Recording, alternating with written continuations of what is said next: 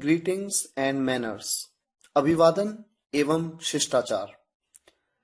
जब आप किसी व्यक्ति से मिलते हैं तो किस तरह से उसका अभिवादन करते हैं, किस तरह से उसे ग्रीट करते हैं। हिंदी में तो हम कुछ इस तरह से कहते हैं, नमस्ते, नमस्कार, प्रणाम। सुबह मिलते हैं तो आप शुभ प्रभात कहते हैं। रात में जब आप विदा लेते हैं तो आप शुभ रात्रि कहते हैं। इंग्लिश में आप कहते हैं हेलो, हाय, हे। सुबह मिलते हैं तो गुड मॉर्निंग कहते हैं।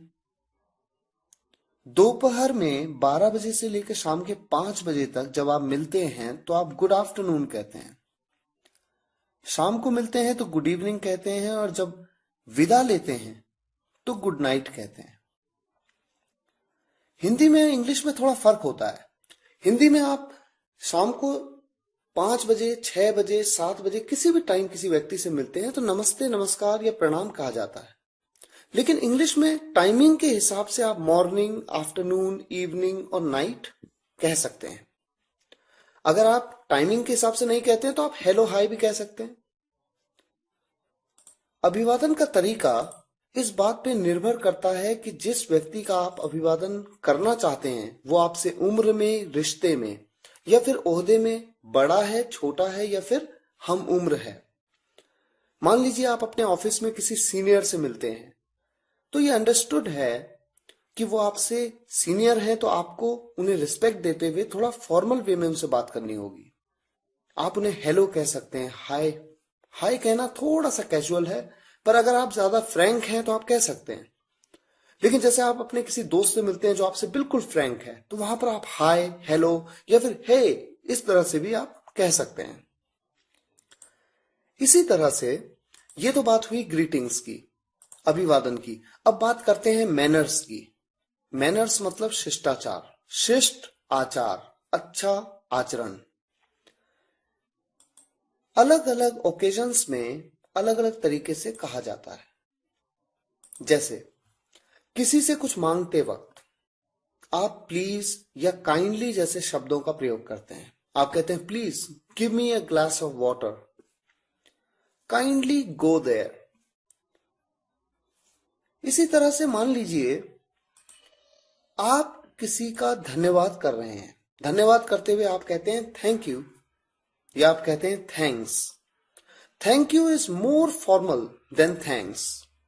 थैंक यू कहना ज्यादा फॉर्मल है। आप अपने सीनियर से थैंक्स कहने की बजाय थैंक यू कहना ज्यादा पसंद करेंगे क्योंकि वो ज्यादा अच्छा, शिष्ट लगता है। इसी तरह से मान लीजिए कोई व्यक्ति आपको धन्यवाद दे, यानी वो आपको थैंक्स कहे। आपने उसके लिए कुछ किया, उसने आपको थैंक्स कहा, तो आप कह सकते हैं welcome, mention not, my pleasure, या आप कह सकते हैं इट्स ओके। तो इस तरह से आपको उसका जवाब देना चाहिए। इसी तरह से मान लीजिए आप फोन पे किसी से बात कर रहे हैं और कोई शब्द या कोई बात आप सुन नहीं पाए, या फिर अगर आपने सुन भी लिया तो आप उस बात को समझ नहीं पाए। ऐसे में कुछ सेंटेंसेस हैं जो आप कह सकते हैं, जैसे I beg your pardon, sorry, I didn't get it, excuse me, would you repeat please.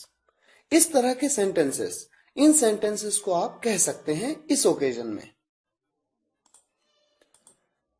इसी तरह से मान लीजिए एक रास्ते में कोई महिला, कोई बुजुर्ग व्यक्ति या आपसे कोई बड़ा व्यक्ति अचानक से उस रास्ते में आ जाए जहां पर कि आप पहले उसको रास्ता देना चाहें। तो ऐसे केस में आप उससे ये कहना चाहते हैं कि हाँ आप पहले जाइए फिर मैं जाता हूं, यानी मैं आपके बाद चलता हूं। ऐसे केस में जब आप उसे रास्ता दे रहे हैं तो आपको कहना चाहिए आफ्टर यू। आफ्टर यू मतलब आपके बाद। वैसे कहने में आप ऐसा कह सकते हैं यू फर्स्ट, या आप कह सकते हैं फर्स्ट यू प्लीज, लेकिन उससे बेहतर है आफ्टर यू।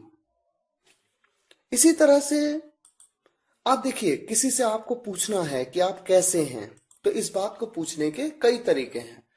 आप पूछ सकते हैं हाउ आर यू, या आप पूछ सकते हैं हाउ आर यू डूइंग, या आप कह सकते हैं हाउ डू यू डू। इन तीनों का एक ही मतलब है, आप कैसे हैं। कंफ्यूज बिल्कुल नहीं होना है कि डूइंग का मतलब क्या है, डूइंग क्यों लग रहा है यहाँ पर। हाउ आर यू डूइंग या हाउ आर यू में कोई फर्क नहीं होता, बात एक ही है। आप पूछ रहे हैं कि आप कैसे हैं। मान लीजिए किसी ने आपसे पूछा कि आप कैसे हैं, हाउ आर यू, तो पहले आप बताइए कि मैं तो ठीक हूं, और फिर आप उसके बारे में भी पूछिए कि आप कैसे हैं। तो इसको किस तरह से कह सकते हैं?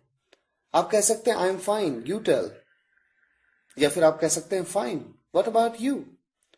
आप कह सकते हैं ग्रेट, एंड यू।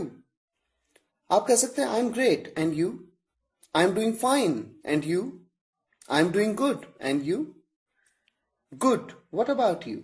इस तरह के सेंटेंसेस आप यूज कर सकते हैं। मान लीजिए किसी की बात को काट कर आपको अपनी बात को रखना है, तो आप कह सकते हैं सॉरी टू इंटरप्ट यू, या फिर सॉरी टू इंटरवीन।